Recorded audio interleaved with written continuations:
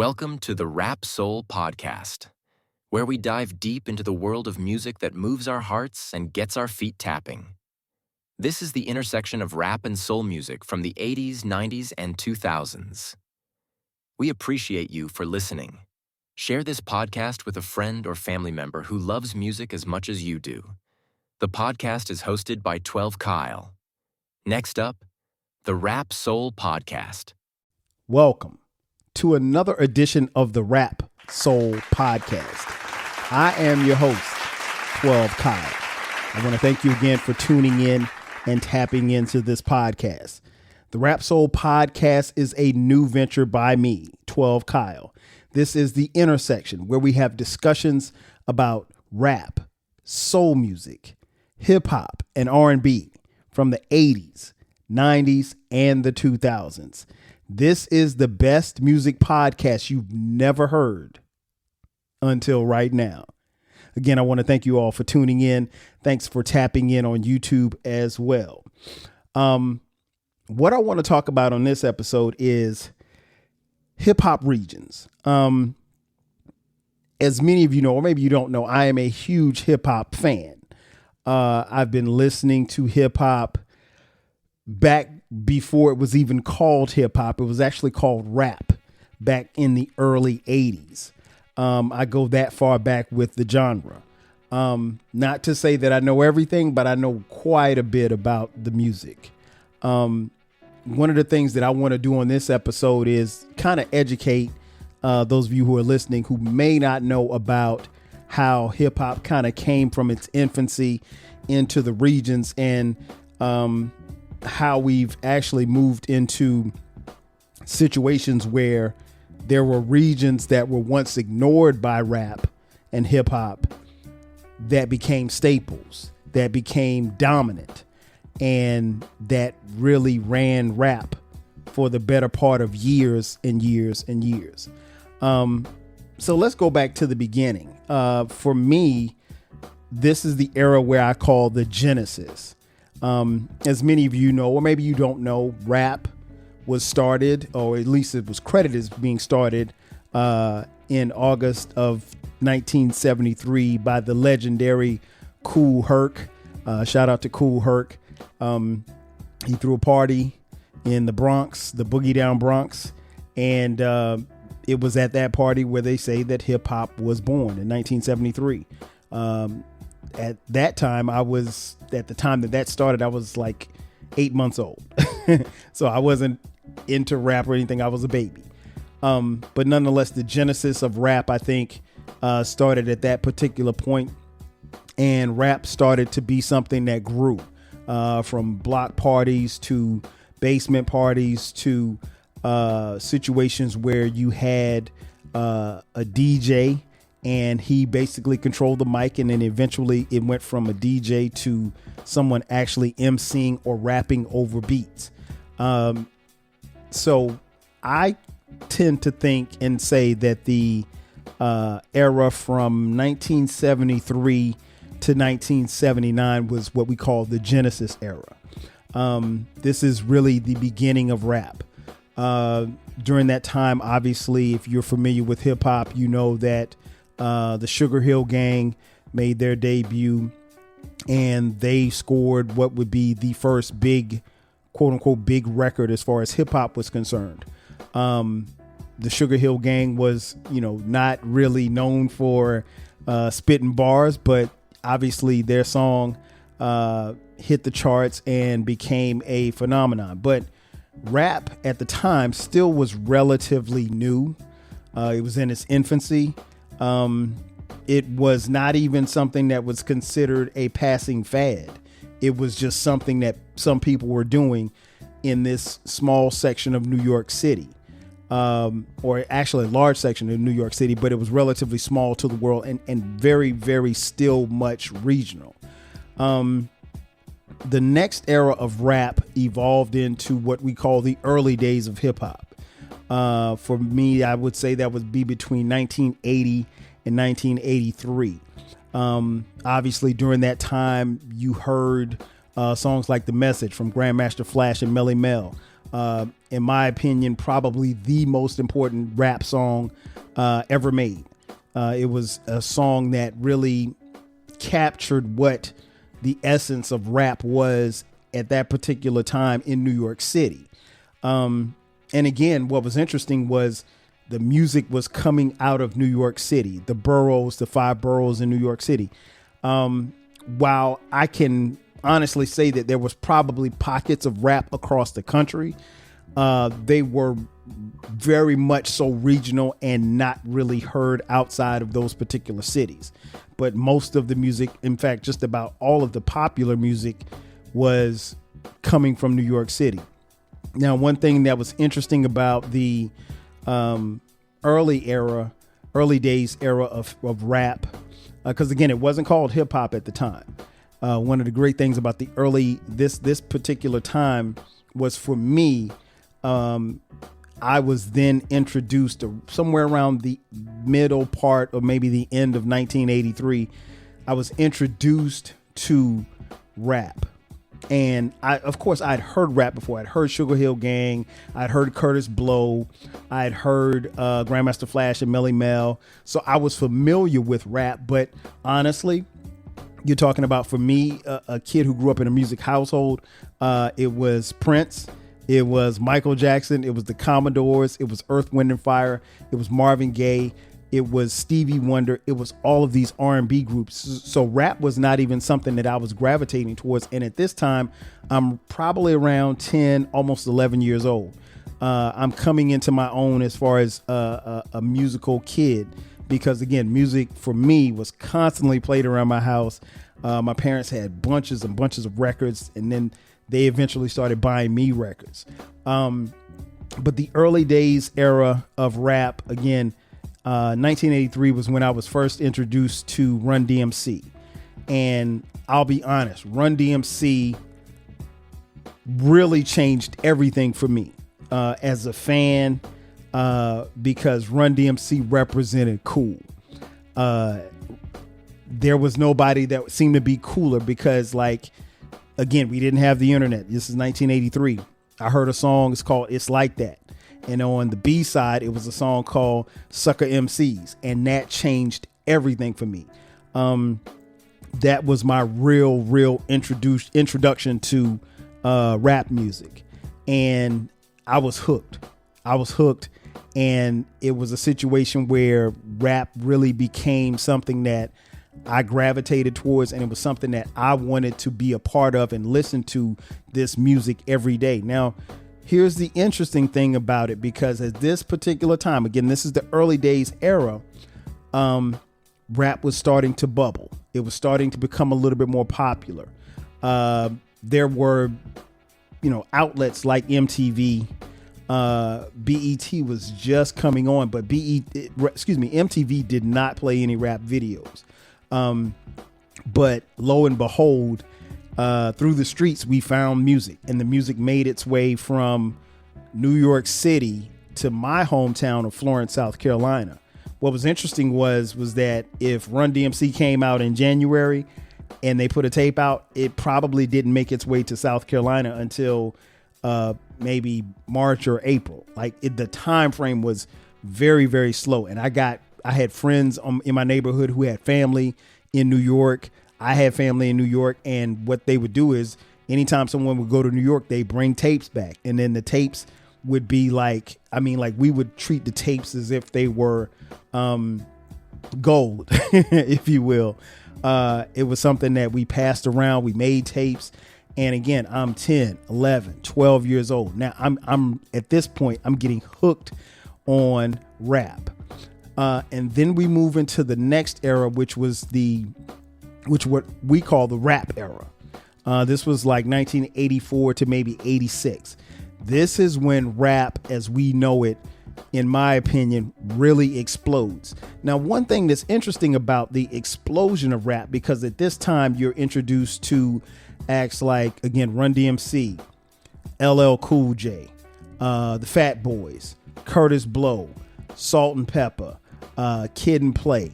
What was interesting about this particular time is that rap then becomes something that is being filtered throughout. Now it's no longer regional. It is popping up with popularity in other cities. Were there other rappers in other cities? I'm sure that they were, but I'll be honest, a lot of it we didn't hear because, again, there's no internet. So you either heard it on the radio or you heard it on the streets. And the streets and the neighborhoods and stuff like that, we just passed around tapes. And honestly, rap got to the point for me where it was something that I wanted to be a part of. It was something that I gravitated towards and I almost had to have every day. And what was very interesting about my mind at that particular time was, like, I was really in a position where I was hopeful that I would go to school one day and I would come home and rap would still be there. Because at this particular time, now you're starting to see rap in movies, and you see Crush Groove, and you see Beat Street and Breaking and Wild Style. And what people started to tell us was, oh, it's just a passing fad. That was the thing. People really brushed off the idea that rap could be something that you consider to be legitimate, a legitimate music art form. It wasn't getting any play on the radio, especially not where I lived. Now, maybe you started to hear a little bit bubbling, late at night on the weekends in, a major city like New York City. But even that, it was spotty. You could probably hear it on college campuses, but it was, again, something that we were really trying to keep a hold of. But again, with the advent of breakdancing, rap was really packaged and really brushed off as if it was going to be something that was a fad. It was going to come like breaking, and then it was going to go away, because breaking pretty much came and went as far as the masses were concerned. Obviously, pop locking and b-boying and graffiti, that has always been an element in hip hop. But for the masses, we were told that this rap crap wasn't going to be around long. So at this point, we're in the rap era. And this is, again, 84 to 86. And then the next era is what, personally, I call the golden era of hip hop. This era was tremendous in so many different levels. This era, in my opinion, spanned from 1987 to 1997. That's a 10-year span. And so many things happened. You had not only the explosion of rap across the country, but different regions, and how rap started to get to us in the masses, and how we supported it, and how we purchased it, and then how it reached the suburbs. Because by this time, in that time frame, it was no longer a street thing. It wasn't something that was just shared by black kids. It was white kids in Iowa who were tapping into the music. And so the golden era is an era in which I think that we saw just about any and everything happen, and it was for the good and the bad of the genre. Now it's time for a commercial break, so sit tight. On the other side of the break, I'll tell you a little bit more about the golden era and the subsequent eras after that, and why these regions came and became what they were. Sit tight. We'll be back in just a second. If you want a podcast where culture, conversation, and life collide, where you get insightful commentary, engaging discussions, and a fresh perspective on everything, then you need to listen to the 12 Kyle podcast. Hosted by the one and only, yours truly, 12 Kyle, a voice that you know and trust. This podcast will bring you thought-provoking moments, compelling stories, and a whole lot of fun. Whether you're a first-time listener or just tuning in, each episode promises to be something new and exciting. So sit back, relax, join 12 Kyle, myself, and my guests as we break down the world around us and give you stories that you've never heard before, from nostalgic throwbacks to everything in between. The 12 Kyle podcast is a front row seat to this conversation. Subscribe now and never miss an episode of the 12 Kyle podcast, where the vibe is always real and the discussion is always worth your time. Are you feeling nostalgic? for the golden eras of rap and soul music? If so, tune in to the Rap Soul Podcast. We are your weekly journey through the 80s, 90s, and 2000s, spotlighting the music and the hidden gems that shaped the soundtrack of our lives. From the powerful beats to the soulful melodies, we bring you the best of the past with fresh insights and stories. Rediscover the music that defined a generation. Subscribe to the Rap Soul Podcast and enjoy the vibes. And just like that, we are back. Once again, it's your boy 12 Kyle. This is the Rap Soul Podcast. Again, I want to thank you all for tuning in. Be sure to subscribe if you haven't done so already. Download, subscribe on all streaming platforms as well as YouTube. Before the break, I told you a little bit about the golden era of hip hop. And then it was during this time in the golden era between 87 and 97, a lot happened.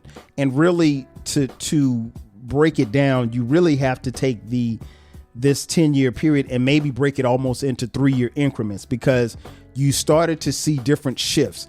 And probably what I'll do is I'll probably have more episodes that focus on not only just hip hop regions, but how these time frames shifted and molded into what we now know as hip hop.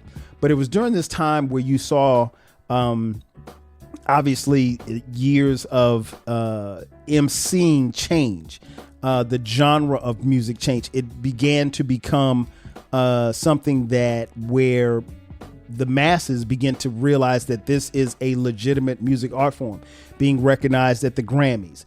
And then you had an explosion of music and sounds and artists from just about every different pocket of the country.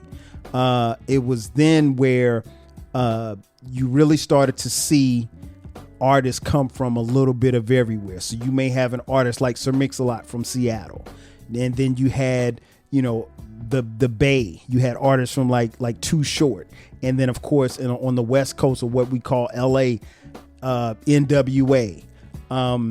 That explosion in 1988, Eazy-E, all of those artists, Ice-T, King T, so many of them, Above the Law, Compton's Most Wanted. Those artists grew, and then you moved it a little bit further to the South, to Houston in particular. You had artists like the Ghetto Boys, and then subsequently UGK as you moved and moved a little bit into the 90s. Then you move up to areas like Atlanta. You went from local artists like Raheem the Dream and Kilo Ali to ultimately artists like Jermaine Dupri, Outkast, T.I., so forth and so on as it expanded in the South. Then you had Memphis. You had artists like 8 Ball and MJG, 3-6 Mafia. And then you obviously take it even further south to Miami. You had artists obviously in the late 80s like Uncle Luke and the 2 Live Crew. And you just saw that expand to groups like Poison Clan. And then ultimately other artists like, of course, more contemporary, like artists like Rick Ross, Trick Daddy, Trina, like artists like that. And then obviously in the North, as far as like New York City, you had a huge explosion of MCs, and the MCs really became really a fabric of what you thought that hip hop probably could be. Any artists from like Eric B. and Rakim to LL Cool J to Slick Rick. And then as you moved into the 90s, artists like, Naughty by Nature in New Jersey, Redman in New Jersey, Brand Nubian. The list goes on and on. Public Enemy in the 80s into the 90s. And then as you moved further along, as far as the MCs, things changed as far as what they were talking about, the subject matter. You had MCs like Nas, Biggie, Jay-Z, Wu-Tang. The list goes on and on and on. You had labels like Bad Boy and Death Row. And so all of these things are exploding. And like I said, if I had more time, I would explain and break it down probably into 3-year increments. And again, I may come back and do another episode on this because those years even if you take like from 87 to 89, so much happened in hip hop in that particular time that molded and shaped how the music and the genre sounded. And then it sounded even more different from 1990 to 93, and then from 93 to 95, and 95 to 97, so forth and so on. So what I'm saying is that the music constantly was changing. The artist was constantly changing. And what happened was that it was a situation where the music just continued to grow. And again, it became a legitimate art form.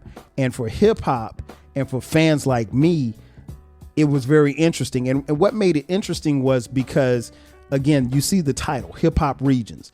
So there was no regions that I had any particular allegiance to. Again, I was a kid who grew up in Florence, South Carolina. I grew up again on Run DMC, LL Cool J, Eric B. and Rakim, so forth and so on. So my first artists that I gravitated towards were the artists from the early era, and the early days of hip hop and the early rap era. And they were obviously artists from New York. Now, interesting thing happened after that, because as you move into 87, 88, I was then introduced to Eazy-E and the Posse, and then NWA subsequently. And, artists like 783, and then there became this influx of West Coast artists that I gravitated towards, and the music just was incredible to me. But again, because I was from the South, I had a different appreciation for all of the music. There was nothing that tied me to the music from New York City. There was nothing that tied me to the music from LA. And then what became even more interesting was hearing acts like 2 Live Crew. While 2 Live Crew weren't considered to be, any type of MCs, but they were Southern rap. But here's the thing. New York had a stranglehold on how and what hip hop looked like and what it sounded like. And New Yorkers, for the most part, not all, but most, really didn't take kind to anybody outside of New York. And that includes Philadelphia or DC or Virginia. Anything outside of New York, a lot of people in New York considered it to be country. So in essence, in a lot of ways at that particular time, hip hop was really being gatekept by MCs and fans of rap music from New York. And New York had rap pretty much solely to itself from its infancy all the way up through probably the mid 90s. And there was a shift. There was a shift because obviously as regions started to bubble, you had more interest in the music, particularly for people who lived in those regions. So here's the thing. If you lived in Compton, yeah, you were going to gravitate toward NWA because they were talking about things that you were familiar with, and they would talk about streets and neighborhoods and sets that you were familiar with. And so that became your soundtrack. No different from, anybody from Brooklyn talking about their hood in Brooklyn, and the music it wasn't necessarily for people from Brooklyn, but it was their way of communicating through the music to their hoods. And subsequently, the same happened in the South, in the Midwest, in Chicago, for instance. And there was a trickle down effect. And ultimately, the regions became what they became, and the regions got bigger and bigger and stronger over a period of time. And what happened was that New York quickly realized that they no longer had a tight grip on rap at the time. In fact, the grip was lost. By the time the West Coast, or LA, if you will, or for lack of a better terms, Death Row, came through in the early 90s with the G-Funk sound with Dr. Dre, it changed everything, because now you had a seismic shift, and now you had people that were gravitating and running to this music, and the music didn't look like New York City. It didn't sound like Brooklyn. It didn't sound like the Bronx. It didn't sound like anything that we had heard up until this point. And there were a lot of people from New York, hip hoppers, who resented the music from LA. And it wasn't because the music was bad. It's just that it wasn't New York. And one of the things that people aren't honest about hip hop is that New Yorkers, a lot of them at that particular time, didn't like any music that wasn't from New York. And that became problematic over a period of time. But most fans gravitated to the music that was dope. And so if you were from LA and you were dope, people rock with it. If you were from New York and it was dope, or if you were from Chicago, it was dope. And so it became not as regional as it had been in years past. And for some, the transition was easy. For others, they had a really big problem with music being popular that didn't look and feel and sound like the music that they were used to. And so subsequently, as the years moved on, so we go from the golden era into what I call the platinum era from 1998 to like 2003.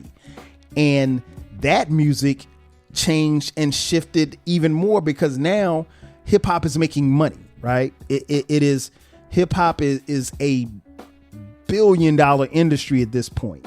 And hip hop is being used to sell any and everything. And it was about the culture, and it was about how much money you made. And it wasn't like how it was in 1988, where if you made money, like, you know, artists that came out in 1988, they weren't really necessarily trying to make money. They just wanted to get a record deal, and they wanted to be heard on the radio. And maybe if they shot a video, for their video to be played.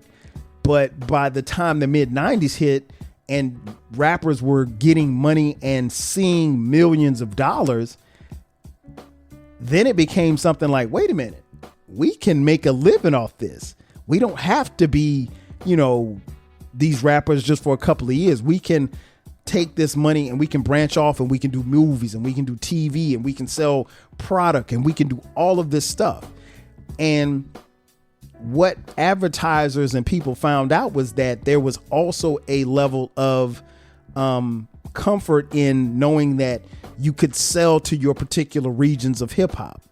And as the time went on, those regions got bigger and bigger and bigger, to the point where you had artists, you know, and I'll just use the South as an example.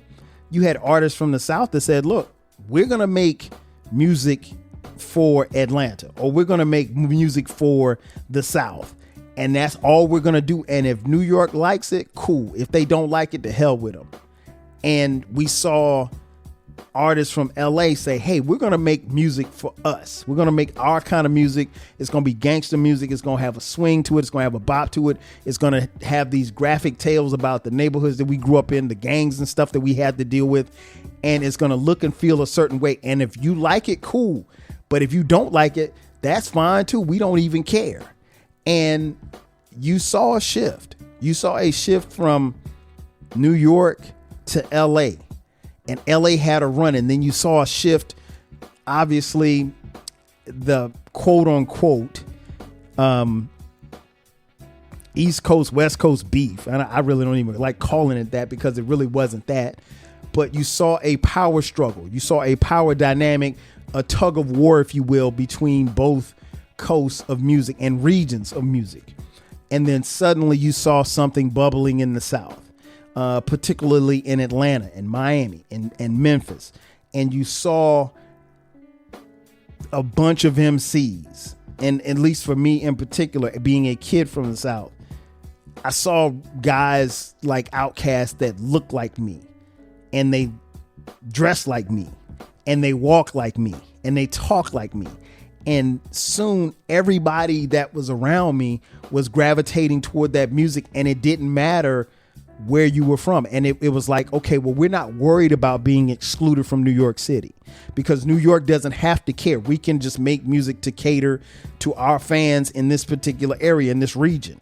And you saw that happen in Texas, and you saw it with like screw music, where in a place like Houston, where that was a subgenre of hip hop that like for me personally, I couldn't get into screw music, but the thing about it was that it was just for that particular area, and the music did well. You saw areas like New Orleans with No Limit and Cash Money come and navigate a sound for the South, and it was made for the South, but then the West Coast picked it up, the East Coast picked it up, New York picked it up, and everybody took to it. And then you saw these artists like, Eminem and Kanye West and Common come from the Midwest, and they had a different sound and a different verbiage and different slang, and people, gravitated toward that music.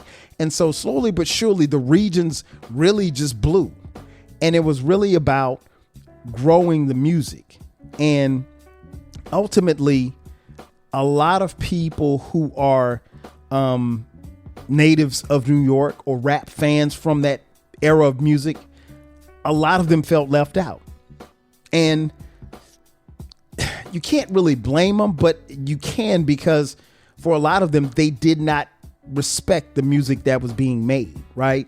So if you thought everything outside of New York was country, you were never going to pay attention to NWA. You were never going to pay attention to Nipsey Hussle. You were never going to pay attention to Tupac.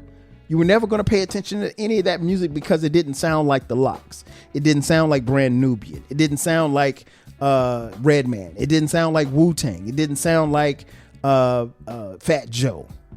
And so New York, East Coast, if you will, got squeezed out of a lot of years as far as that particular region. And it wasn't like they weren't making good music, because I can tell you that New York never stopped making bad music. I mean, never stopped making good music, but it stopped appealing to the masses when the music got so big. And New York, how can I put this? Not grouping everybody, but a lot of people from New York and rap fans in that area, they were really particular about their particular artists. And so it was almost like, okay, I like Jay-Z. I don't care for Nas. I don't care for Wu-Tang. And they were stuck on their particular artists, and those artists really could bubble and have success, but those artists really weren't working together. And we saw a lot of this towards the back end of the golden era into the platinum era, wherein the artists in the South, and that was the one reason why the South really blew up the way that it did, was that you could go to a video shoot in Atlanta, right? There could be a video shoot for T.I. shooting a video. And in the video shoot, you'd see Ludacris, you'd see Jeezy, you'd see Goody Mob, you'd see Outkast, you would see all of these artists, even some lesser known artists, there at the video shoot, probably popping in, and everybody was showing love. And there was no beef, and they seemed to get along. And they said, well, it looked from the outside looking in like these artists said, hey, you know what? Let's get money together. And that's what they did. And they stuck together, and the movement from the South pushed and pushed and pushed. We saw the same thing happen out West. Now, out West was a little bit different because obviously you have different territories, particularly if you're talking about LA because of the gang culture. But the thing about it was that even at a place like Death Row, where you had Bloods and Crips, different hoods, different sets, everybody still said, well, look, we're going to put this gang stuff aside and we're going to get money. So you can say what you want about Suge Knight and how he ran Death Row, but at the end of the day, they helped create a movement, and that West Coast sound was totally different from anything else that we've heard. And subsequently, as you've seen the years go on, you still see a unification. And we've seen it here recently with Kendrick Lamar.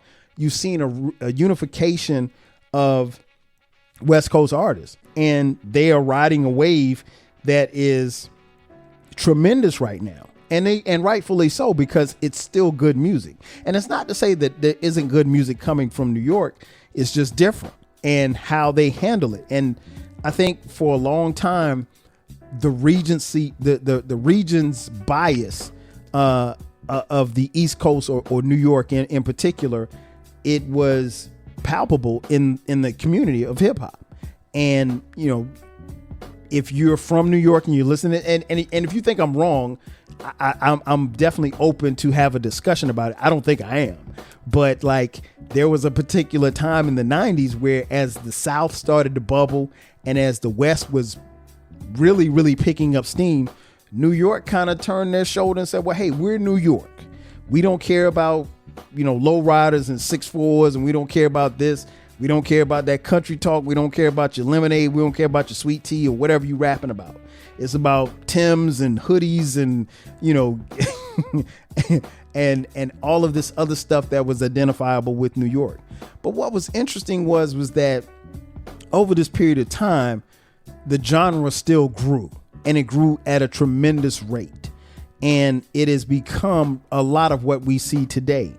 And what's interesting is even today, you can still see some bias. You can see some West Coast bias. You can see some East Coast bias.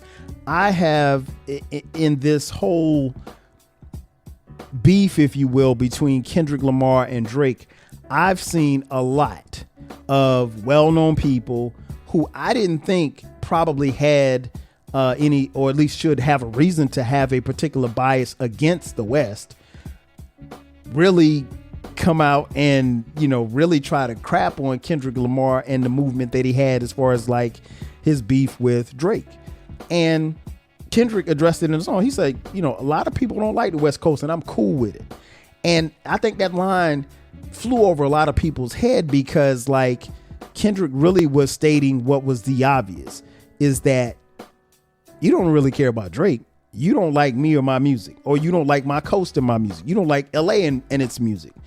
But you know what? You have to deal with it. And I think New York has fallen behind. If you had to gauge which region really is moving things as far as rap is concerned or hip hop is concerned, I mean, it's the South and the West. And it's been that way probably, at least for the South, probably the better part of the last 15, maybe 20 years. And right now, the West is right on the South's heels, in my opinion. New York, it's been a while. It's been a long time. What can get New York back to where it was?